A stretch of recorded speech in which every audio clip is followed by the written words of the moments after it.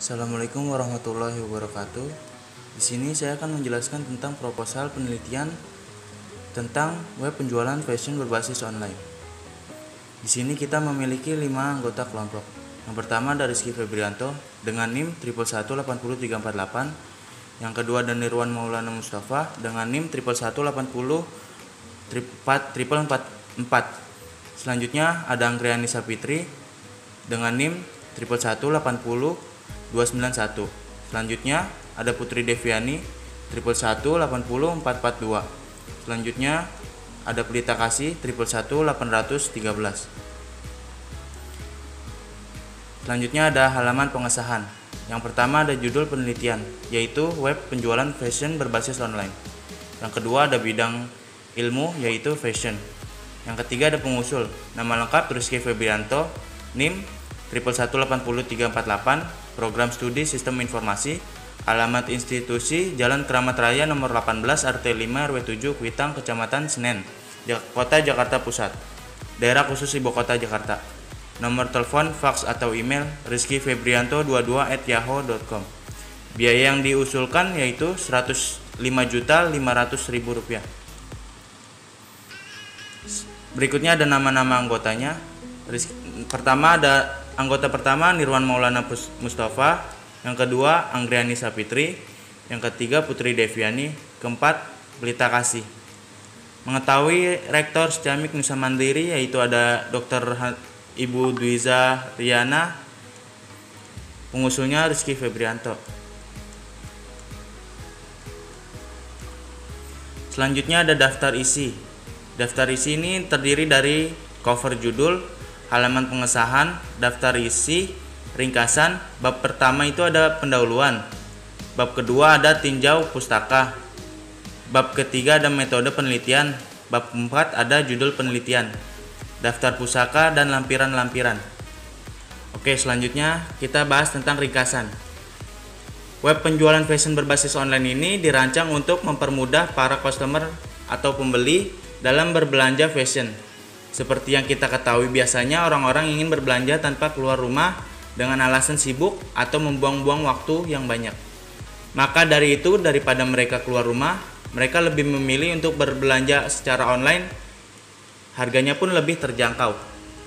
Meskipun banyak sekali pesaing di dalam bisnis untuk penjualan fashion berbasis online ini, peluang membuka usaha penjualan fashion berbasis online ini masih sangat banyak peminat, karena bagi masyarakat yang ingin berbelanja biasanya memesan berbelanja kapanpun dan dimanapun mereka inginkan.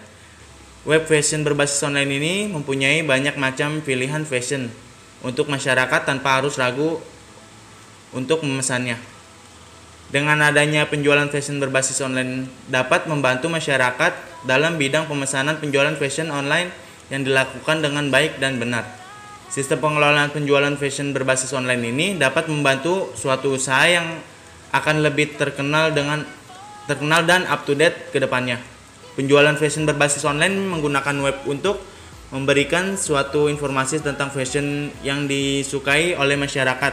Dengan adanya situs web penjualan berbasis online ini tersebut, masyarakat berpartisipasi dalam menggunakan atau melakukan pemesanan penjualan fashion berbasis online tersebut. Sistem informasi yang digunakan juga dinilai lebih efisien dalam pemanfaatan waktu dan mengurangi pengeluaran untuk pemesanan yang ada. Selanjutnya kita bahas bab pertama, yaitu ada pendahuluan. Penjualan fashion berbasis online tersebut merupakan usaha online dalam bidang fashion yang berada di daerah Jakarta dan sekitarnya. Penjualan fashion ini selain fashion yang up to date dan harga yang cukup terjangkau di kalangan masyarakat dan banyak diminati masyarakat tersebut, saat ini cukup mengalami peningkatan pemesanan. Dalam proses pemesanan penjualan fashion untuk komputerisasi, pelanggan harus memesan via web yang sudah kita buat dan bisa membayar secara langsung atau COD atau via transfer dan rekening-rekening yang tertera. Selanjutnya akan dibahas oleh Pelita Kasih. Jadi saya Pelita Kasih akan menjelaskan tentang 1.1 latar belakang. Saat ini kita seluruh masyarakat dunia sedang ditakuti dengan perkembangan dan penyebaran virus COVID-19 yang begitu cepat menyebar ke berbagai negara di dunia, dan di Indonesia merupakan salah satunya. Tidak bisa dipungkiri sampai sekarang jumlah angka yang meninggal akibat COVID-19 semakin bertambah. Begitu juga halnya dengan jumlah yang positif COVID-19. Perkembangan ekonomi di Indonesia saat ini mengalami penurunan yang sangat merugikan semua pihak, terutama para pekerja dan para pelajar yang diliburkan akibat COVID-19 ini.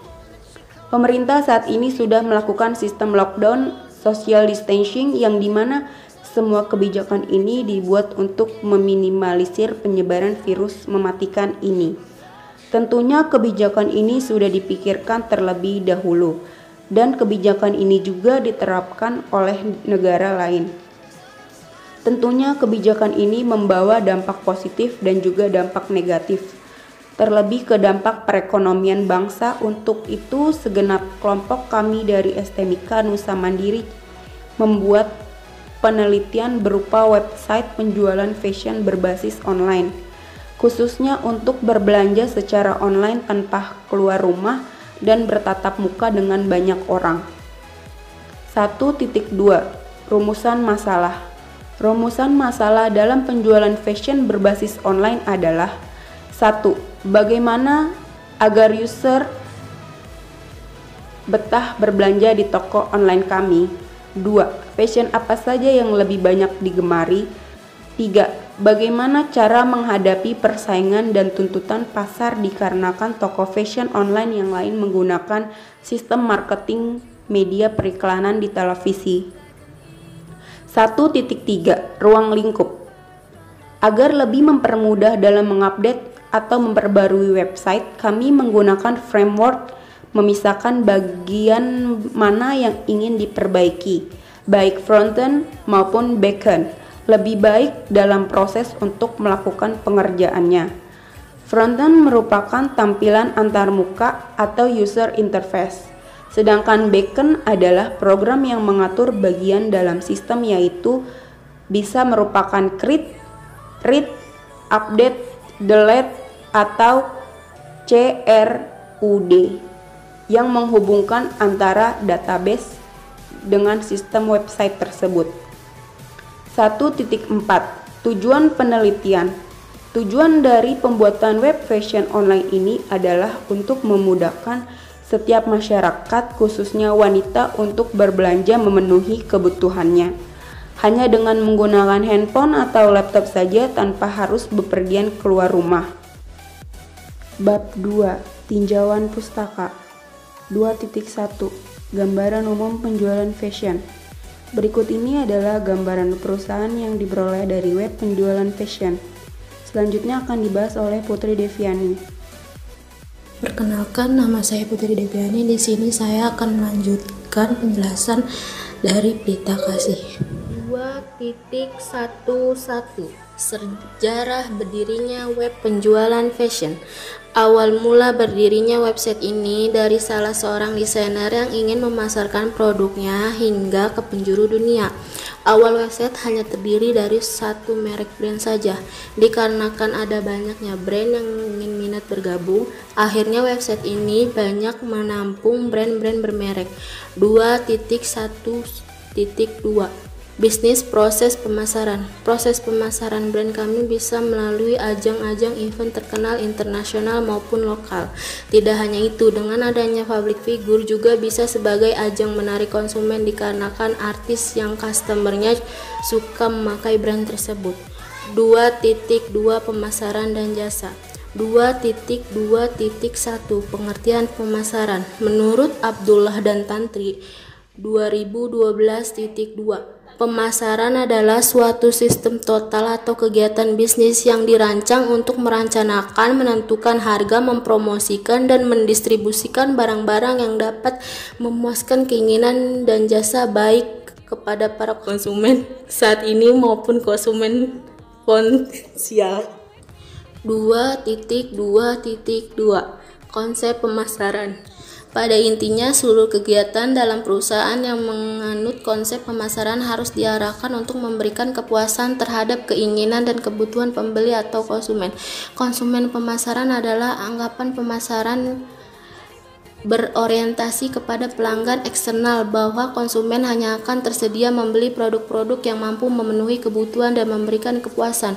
Dengan demikian, fokus kegiatan perusahaan adalah berusaha memenuhi kepuasan pelanggan melalui pemahaman perilaku konsumen yang dijabarkan dalam kegiatan pemasaran yang memadukan kegiatan-kegiatan fungsional lain, misalnya kegiatan produksi, keuangan, personalia, dan sebagainya. Dari pendapat para ahli tersebut dapat dikatakan konsep pemasaran adalah suatu falsafah bisnis yang lebih baru dalam hubungan pertukaran yang menyatakan bahwa kepuasan konsumen merupakan syarat ekonomi dan sosial bagi kelangsungan hidup perusahaan dengan memanfaatkan produk berkaitan dengan produksi, pelayanan, dan pemakaian produk. Oke. Perkenalkan, nama saya Nirwan. Saya akan melanjutkan penjelasan yang telah disampaikan oleh Putri Deviani. 2.3 Pengertian jasa. Andriantaine jasa adalah kegiatan ekonomi yang di dalamnya terdapat sejumlah elemen nilai atau manfaat intangible yang berkaitan, yang melibatkan sejumlah interaksi dengan konsumen atau dengan barang-barang, namun tetap tidak menghasilkan transfer kepemilikan. Adapun emitor perubahan kondisi bisa saja muncul dan produksi. Layanan mungkin memiliki atau mungkin tidak memiliki koneksi dengan produk fisik. Sedangkan menurut Christian Grondros, jasa adalah proses yang terdiri dari serangkaian kegiatan berwujud yang biasanya namun tidak selalu terjadi pada interaksi antara pelanggan dengan layanan, karyawan, atau sumber daya fisik atau barang atau penyedia sistem, yang mana menjadi solusi untuk masalah pelanggan. 2.3 Kualitas jasa. 2.3.1 Konsep kualitas jasa. Kualitas jasa adalah sebuah kata yang bagi penyedia jasa merupakan suatu yang harus dikerjakan dengan baik. Aplikasi kualitas sebagai sifat dari penampilan produk atau kinerja merupakan bagian utama strategi perusahaan dalam rangka meraih keunggulan yang berkesinambungan, baik sebagai pemimpin pasar ataupun strategi untuk terus tumbuh. Keunggulan suatu produk jasa adalah tergantung dari keunikan serta kualitas yang diperlihatkan oleh jasa tersebut. Apakah sudah sesuai dengan harapan dan keinginan pelanggan? Nilai yang diberikan oleh pelanggan sangat didasari oleh faktor kualitas jasa, di mana kualitas suatu produk jasa adalah sejauh mana produk jasa memenuhi spesifikasinya. Menurut ISO 9000, dalam Rambat, Lupio Adi, dan A. Hamdani, kualitas adalah derajat yang dicapai oleh karakteristik yang inherent atau erat hubungannya dalam memenuhi persyaratan, yaitu kebutuhan atas harapan yang dinyatakan, biasanya tersirat atau wajib. Bab 3. Metode penelitian. 3.1 Lokasi penelitian. Dikarenakan penelitian ini berjudul bisnis online, maka waktu dan tempat selalu tersedia di mana saja dan kapan saja. Biasanya untuk bisnis online ini dapat ditemukan di berbagai media sosial seperti Instagram, Facebook, Twitter, dan lain-lain. 3.2 Teknik pengumpulan data. Teknik pengumpulan data yang digunakan dalam penelitian ini adalah A. Wawancara. Dilakukan dengan pembuat web. Hal ini dilakukan untuk memperoleh informasi tentang metode yang dilakukan dalam pengolahan data transaksi penjualan fashion online. B. Observasi, yaitu dengan melakukan peninjauan langsung untuk melihat web yang melakukan penjualan fashion tersebut. Diharapkan untuk membantu customer untuk lebih mudah belanja tanpa harus datang ke toko.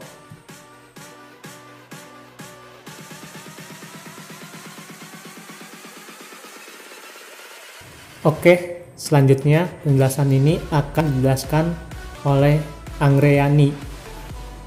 Oke, jadi saya akan membahas bab 4, yaitu jadwal penelitian. Jadi ini jadwal penelitian disusun dalam bentuk tabel untuk rencana penelitian yang akan diajukan. Jadi ini adalah kegiatan-kegiatannya. Saya akan membahas pada bulan Mei terlebih dahulu. Jadi di minggu pertama itu ada penyusunan proposal sama tambahan pekerja meeting. Lalu di minggu kedua dan ketiga itu penyusunan proposal. Lalu di minggu keempat itu ada penyusunan proposal sama analisa dan desain sistem. Next di bulan Juni di minggu pertama itu analisa dan desain sistem. Lalu di minggu kedua analisa dan desain sistem sama survei data. Lalu di minggu ketiga itu kegiatannya analisa dan desain sistem, survei data, sama desain website. Lalu di minggu keempat, survei data, desain website, sama programmer. Next di bulan Juli, minggu pertama, itu kegiatannya desain website sama programmer. Lalu di minggu kedua, ketiga, dan keempat, itu programmer. Lalu di bulan Agustus, minggu pertama, itu programmer dan training. Lalu di minggu kedua, itu testing dan training. Di minggu ketiga testing, dokumentasi, sama training. Lalu di minggu keempat instalasi, dokumentasi, sama training. Next di bulan September, minggu pertama itu ada dokumentasi sama training. Lalu di minggu kedua dokumentasi dan administrasi. Lalu di minggu ketiga itu dokumentasi sama pemeliharaan. Dan di minggu keempat itu dokumentasi, pemeliharaan, sama tambahan plus kerja meeting. Next, di sini ada daftar pustakanya. Lalu lanjut ke lampiran-lampiran. Di lampiran pertama ini ada justifikasi anggaran kegiatan. Yang pertama itu peralatan penunjang. Itu ada flash disk 64 GB, justifikasi pemakaian untuk menyimpan data dokumen. Jumlahnya itu 1 buah, harga satuannya 145.000. Lalu hard disk eksternal 500 GB untuk membackup data. Jumlahnya 1 buah, harga satuannya 300. Yang kedua itu bahan habis pakai. Ini ada ATK, penggunaan untuk menulis dan mencatat data. Jumlahnya 5 set. Harga satuannya 35, jadi total 175. Lalu internet untuk keperluan akses website atau browsing. Ini 5 orang per bulan. Harga satuannya 100.000. Jadi subtotal keseluruhan semuanya ini 275.000. Lalu yang ketiga perjalanan. Ini ada transportasi. Biaya perjalanan jika melakukan pertemuan di suatu tempat. Jumlahnya ini 5 orang. Satu orangnya itu 50.000, jadi total 250.000. Lalu di sini ada konsumsi makanan dan minuman. Jumlahnya 5 orang. Satu orangnya 50.000 sama, dan totalnya jadi 250.000. Jadi keseluruhan subtotal itu 500.000. Lalu di sini yang keempat biaya lain-lain ya. Ada biaya print dan penjilitan laporan. Sini untuk menjilid proposal ada 5 dokumen dan harga satuannya 30.000. Jadi 30 dikali 5 itu 150.000. Jadi total keseluruhannya ini ada Rp1.370.000. Selanjutnya lampiran 2 itu biodata pengusul. Jadi di sini ada identitas pengusulnya ya, identitas diri. Jadi nama lengkapnya ini Rizky Febrianto, NIM-nya 1818348, program studinya Sistem Informasi, Perguruan Tinggi STMIK Nusa Mandiri, bidang ilmu fashion. Jangka waktu penelitiannya itu 3 bulan. Lalu di sini ada riwayat pendidikan ya.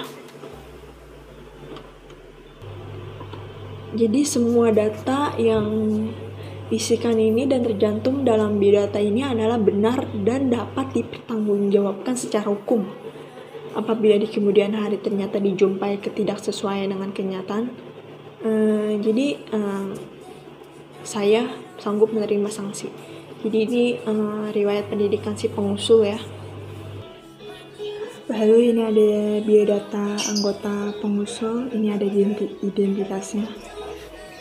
Yang pertama ini ada Nirwan Maulana Mustafa, yang kedua Anggriani Safitri, saya sendiri, yang ketiga Putri Deviani, lalu yang keempat Pelita Kasih. Dan ini sama, ada riwayat pendidikannya juga.